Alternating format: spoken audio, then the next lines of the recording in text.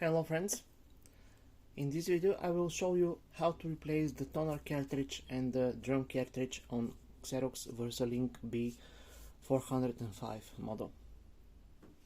First open the front cover and we have to push this lever forward to release the toner cartridge. Then take the cartridge out, and under the toner is our drum cartridge.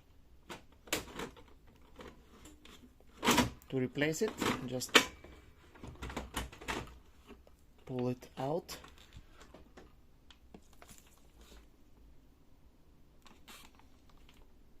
and replace with the new one. Then in a reverse order, push the drum cartridge first, then the toner cartridge, and push back this lever. Then close the door,